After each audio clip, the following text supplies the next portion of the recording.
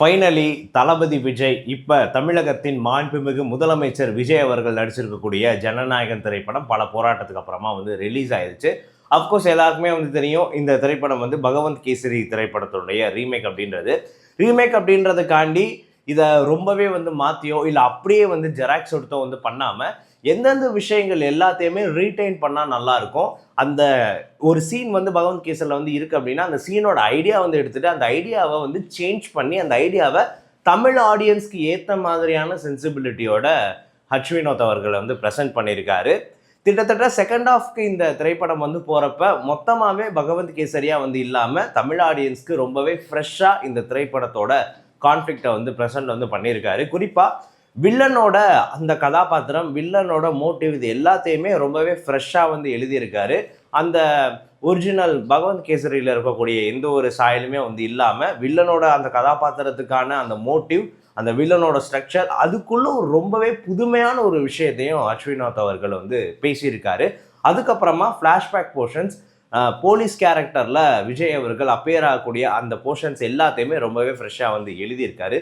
இதில் என்னென்ன work out ஆகிருக்கு, என்னென்ன ஒரு சில விஷயங்கள் கொஞ்சம் அவேவாக வந்து போயிருக்கு அப்படின்றத லைட்டாக வந்து பார்த்தோம் அப்படின்னா, பகவந்த் கேசரியில் இருக்கக்கூடிய நிறைய முக்கியமான அந்த விஷயங்களை வந்து அப்டைன் வந்து பண்ணுறப்ப அதை அப்படியே வந்து ரீசைக்கிள் வந்து பண்ணுறப்ப அங்கே என்னென்ன லாஜிக்கல் கேள்விகள்லாம் வந்து இருக்கோ அந்த கேள்விகள் இங்கேயும் வந்து இருக்க தான் வந்து செய்யுது. குறிப்பாக ஒரு ஜெயிலுக்குள்ளே ஒரு குழந்தையெல்லாம் வந்து கூட்டு போக வந்து முடியுமா அப்படின்ற ஒரு கேள்விகள் அங்கங்கே வந்து செஞ்சாலும் விஜய் அவர்களோட அந்த கரிஸ்மேட்டிக்கான screen presence, Mamitha Baiju and Vijay அவர்களுக்கான அந்த எமோஷ்னலான அந்த பாண்டிங், இது எல்லாமே ரொம்பவே பவர்ஃபுல்லாக இந்த கதையில் வந்து பிரதிபலிச்சுட்டு இருக்கு. குறிப்பாக அந்த ஃபர்ஸ்ட் ஹாஃபில் இந்த கதை களத்தை வந்து செட் ஆஃப் பண்ணோடனே இந்த ரிலேஷன்ஷிப் பாண்டிங், விஜய் அவர்களோட அந்த டிமாண்டிங்கான ஸ்க்ரீன் ப்ரெசன்ஸ், இது எல்லாமே எல்லா சீனையும் பயங்கரமாக எலிவேஷன் கொடுக்கறத பார்க்க வந்து முடியுது. குறிப்பாக வில்லனோட இன்ட்ரோ, பாபி டியோல் வந்து யார், பாபி டியோலுக்கான மோட்டிவ் வந்து என்ன, பாபி டியோல் என்ன ஒரு விஷயத்தை, என்ன ஒரு அரசியலை கையில் எடுத்து அதை நடைமுறைப்படுத்த முயற்சி பண்ணிட்டு இருக்காரு அப்படின்ட்டு ஃபர்ஸ்ட் ஹாஃப்ல இவங்க காட்சிப்படுத்தின எல்லா சீன்ஸுமே ரொம்பவே சுவாரஸ்யமாக வந்து இருந்தது. ஜனநாயகனோட இந்த மேஜரான அந்த ஸ்டார்ம் எங்கே வந்து ஸ்டார்ட் ஆகுது அப்படின்னா, விஜய் அவர்களோட இந்த எலிவேஷன் சீன்ஸ் எல்லாத்துலேயுமே போலீஸ் கேரக்டராக முத்துக்குமார் ஒரு கதாபாத்திரம் வந்து பண்ணியிருப்பார். இந்த முத்துக்குமார் அவர்களை டேக்கிள் பண்ணுற மாதிரி விஜய் அவர்களுக்கு ஒரு பவர்ஃபுல்லான மாஸ் சீன் வந்து எழுதப்பட்டிருக்கும். இது ஒரிஜினலாக வந்து இருக்காது, அஸ்வினோத் அவர்கள் கம்போஸ் பண்ணது தான். அந்த சீனோட ஸ்ட்ரக்சர், அதில் ஏற்படுத்திருக்கக்கூடிய மாஸ் மொமெண்ட்ஸ் எல்லாமே சூப்பராக இருந்தது. இதில் அந்த ஐஸ் ஆஃப் த பர்கா இன்டர்வல் சீக்வன்ஸ் தான் சொல்லணும். ஏன்னா மொத்த இன்டர்வல் சீக்வன்ஸோட ஸ்ட்ரெச்சுமே, அது ஆரம்பிக்கிற இடம், அதுக்கான உள்ளே இருக்கக்கூடிய டயலாக்ஸ், அதில் எக்ஸ்டெண்ட் ஆகக்கூடிய ஒரு ரைவல்ரி, அதில் இருக்கக்கூடிய பவர்ஃபுல்லான டைலாக்ஸ், லைட்டாக விஜய் அவர்களோட அரசியல் டைலாக், இது எல்லாத்தையுமே வந்து எடுத்து அந்த செல்ஃபி வந்து எடுத்துட்டு விஜய் அவர்கள் அந்த இன்டர்வல் டைட்டில் வந்து போடுறப்ப மொத்த தேட்டரும் பயங்கரமான ஒரு ஃபுல் மீல் சாப்பிட்ட ஒரு ஃபயர் மோடில் வந்து ஆகிறத உணர வந்து முடியுது. அதுக்கப்புறமா செகண்ட் ஹாஃபில் வந்து போகிறப்ப செகண்ட் ஹாஃபில் நிறைய சென்சிட்டிவான விஷயங்களை வந்து அஸ்வினோத் கையில் எடுத்து அதை இந்த கமர்ஷியல் படத்துக்குள்ளே பேசிக்கிறதே ஒரு பாராட்டை வந்து தெரிவிக்கணும். ஸ்டெர்லைட் பிரச்சனை, அதுக்கப்புறமா இந்த கள்ளச்சாராயத்தினால ஏற்பட்டிருக்கக்கூடிய இந்த மரணங்கள், இது ரெண்டுத்தையுமே வந்து மிங்கிள் பண்ணி இந்த மக்கள் பிரச்சனையை ரொம்பவே சென்சிட்டிவான ஒரு டாப்பிக்கை இந்த ஒரு கமர்ஷியல் படத்தில் அழகாக வந்து பிளேஸ் பண்ணியிருக்கிறத பாராட்டணும். பிரகாஷ்ராஜ் சார் ஒரு ஈவிலாக இருக்கக்கூடிய டர்ட்டி பாலிடிக்ஸ் பண்ணக்கூடிய ஒரு வில்லனாக வந்து வராரு. அந்த கதாபாத்திரம் இங்கே மாநிலத்தில் ஆட்சி பண்ணக்கூடிய, இதுக்கு முன்னாடி ஆட்சி பண்ணின நிறைய கட்சிகளை வந்து ஞாபகப்படுத்துது. அதற்கான வசனங்கள், அந்த வசனங்கள் வந்து யாரை வந்து குறிக்குது, அந்த வசனங்கள் இதுக்கு முன்னாடி இருக்கக்கூடிய அந்த நடைமுறை அரசியலை வந்து பிரதிபலிக்கிற மாதிரி வந்து எழுதப்பட்டது எல்லாத்துக்குமே தேட்டரில் மிகப்பெரிய ஒரு வரவேற்பு வந்து கிடைக்கதான் வந்து செய்யுது. குறிப்பாக ஃப்ளாஷ்பேக் காட்சியில் முதலமைச்சர் விஜய் அவர்கள் அந்த போலீஸ் கதாபாத்திரமாக வர அந்த சீன், எம்ஜிஆர் அவர்களோட ரெஃபரன்ஸோட வர சீன், இது எல்லாமே பயங்கரமான ஒரு ஃபுல் மீல் ஸ்ட்ரீட்டாக மட்டும் வந்து இல்லாமல் சீன் ஸ்டேஜிங்காகவே சூப்பராக மாஸ் எலிவேஷன்ஸ் எல்லாம் வந்து எழுதப்பட்டிருக்கு. ஸோ எண்டில் வந்து போகிறப்ப இந்த படம் கையாளக்கூடிய ஒரு அரசியல் ரொம்பவே முக்கியமானதாக பார்க்க வந்து படுது. ஒற்றுமைக்கான அரசியலை அஸ்வினோத் அவர்கள் வந்து பேசியிருக்காரு. இங்கே எப்படி பிளவுவாத சக்திகள் நிறைய இந்த பிளவுவாத மக்களை பிரிச்சே பண்ணக்கூடிய இந்த டர்ட்டி பாலிடிக்ஸை வந்து கையில் எடுத்திருக்காங்க. ஏன் இது தமிழ்நாட்டை வந்து செல்லுபடியாகாது, தமிழக மக்கள் எந்த ஒரு விதத்தில் விழிப்புணர்வாக இருக்கணும் அப்படின்ற ஆழமான ஒரு அரசியலை ஒரு கமர்ஷியல் பாட் பாய்லர் படத்தில் வந்து பேசியிருக்கிறது பாராட்டக்கூடியது. அதற்கான சீன்ஸ், அதுக்கான எலிவேஷன் பாயிண்ட், தமிழக மக்கள் எந்த அளவுக்கு இங்கே தமிழக இந்த ஸ்டேட்டுக்குள்ளே ரீஎன்டேட்டடாக இருக்காங்க அப்படின்ட்டு ஒரு மாஸ் சீன்ஸாக ஒரு பொலிட்டிக்கலாக இவங்க வந்து எடுத்து வச்சிருக்கக்கூடிய விஷயங்கள் ரொம்பவே சூப்பராக வந்து இருந்தது.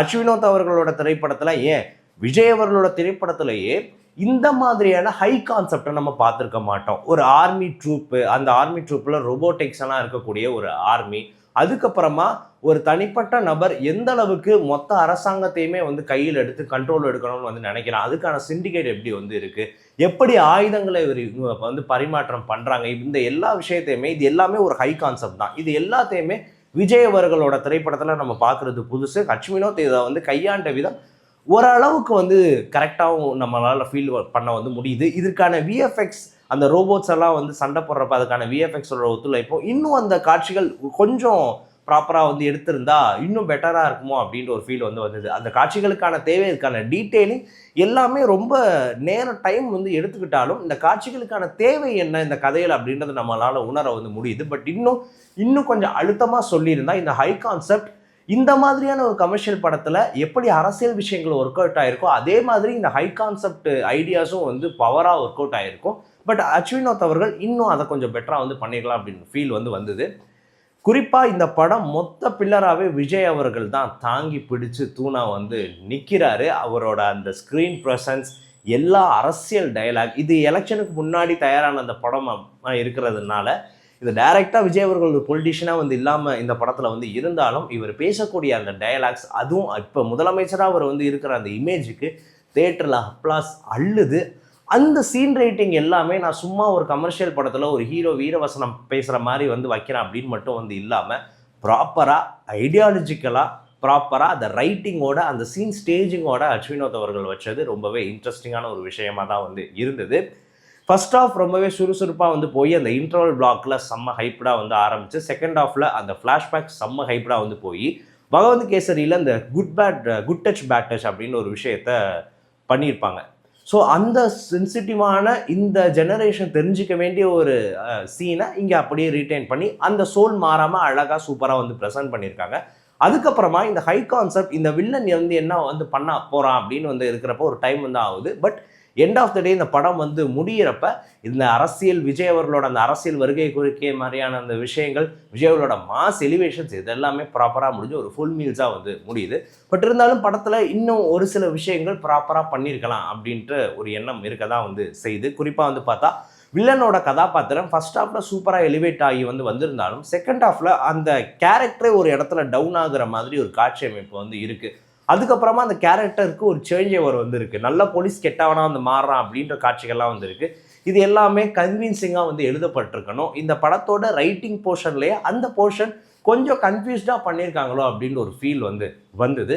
பட் விஜய் அவர்களோட இந்த கதாபாத்திரமாக வந்திருக்கட்டும், மமிதா பைஜ் அவர்களோட கதாபாத்திரமாக வந்திருக்கட்டும், இந்த எல்லா ரைட்டிங்லையும் கேரக்டரோட நரேஷன்லையும் எந்த டீவியேஷனும் இல்லாமல் அந்த சீன்ஸாக வந்து இருக்கட்டும், அதுக்கான டயலாக்ஸாக வந்து இருக்கட்டும், அந்த ஸ்க்ரீன் ப்ரெசன்ஸ் எல்லாத்துலேயுமே பயங்கரமாக அஸ்வினோத் தன்னோட திறமையை வந்து காட்டியிருக்காரு. இந்த படம் எங்கே பெருசாக வந்து ஜெயிக்குது அப்படின்னா, ஒரு கமர்ஷியல் படத்துக்கு என்னென்ன வந்து தேவை, ஒரு விஜய் அவர்களோட படத்துக்கு ஆடியன்ஸ் என்னென்ன வந்து எதிர்பார்ப்பாங்க, ஒரு நல்ல பொழுதுபோக்கு படத்துக்கு அதில் அவேர்னஸாக இருக்கக்கூடிய விஷயங்கள், இப்போ பெண்களுக்கு முக்கியமாக இருக்கக்கூடிய விஷயங்கள், சமூகத்தில் முக்கியமாக இருக்கக்கூடிய விஷயங்கள், இது எல்லாத்தையுமே இந்த மாதிரி ஒரு கமர்ஷியல் படத்தில், அதுவும் நிறைய சென்சிட்டிவாக மற்ற படங்களில் பேச தயங்கக்கூடிய விஷயங்கள், இது எல்லாத்தையுமே ஒரு கமர்ஷியல் படத்தில் வந்து இவங்க பிளேஸ் பண்ணியிருக்கிற விஷயம், அதை ஒரு ஃபுல் மீல்ஸாக விஜய் அவர்களுக்கான படமாக வந்து ப்ரெசென்ட் பண்ணியிருக்கக்கூடிய அந்த மோடில் இந்த படம் பெருசாகவே வந்து ஜெயிக்குது. தளபதி கச்சேரி பாட்டுக்கு மொத்த தேட்டரும் வந்து வைப் ஆகுது. குறிப்பாக இந்த கடைசி ஒரு 2-3 மினிட்ஸ் விஜய் அவர்கள் அவரோட மொத்த சாங்ஸோட தொகுப்பாக வந்து ஆடியிருக்காரு. இது எல்லாருமே அது எல்லா பார்க்கக்கூடிய ஜனங்களுக்கும் ஒரு பெரிய ஒரு ட்ரீட்டாக வந்து இருக்கும். அஸ் யூஷுவல் இது அவரோட கடைசி படம். இது அவருக்கு ஒரு ட்ரிபியூட் கொடுக்குற மாதிரி போஸ்ட் கிரெடிட்டில் ஒரு எமோஷனல் மாண்டேஜும் வச்சுருக்காங்க. அதை பார்க்குறப்ப ஃபேன்ஸுக்கு ஈஸியாக அவங்களோட மனசு கலங்கி கண் கலங்கிறத பார்க்க வந்து முடியுது. ஒரு நல்ல கமர்ஷியல் படமாக ஒரு சில விஷயங்கள் ஏற்ற இறக்கமாக ஜனநாயகன் திரைப்படத்தில் வந்து அமைஞ்சிருந்தாலும், விஜய் அவர்களோட இறுதி படமாக இருக்கிற பட்சத்தில் விஜய் ஃபேன்ஸ், விஜய் இத்தனை வருஷம் ரசித்த மக்கள் என்ன வந்து விரும்புவாங்க அப்படின்றத அஸ்வினோத் ரொம்பவே செலக்டிவாக தேர்ந்து வந்து வச்சுருக்காரு. அதோட டோசேஜ் கூடவும் இல்லை குறையும் இல்லை, கரெக்டான அளவில் வந்து வச்சுருக்காரு.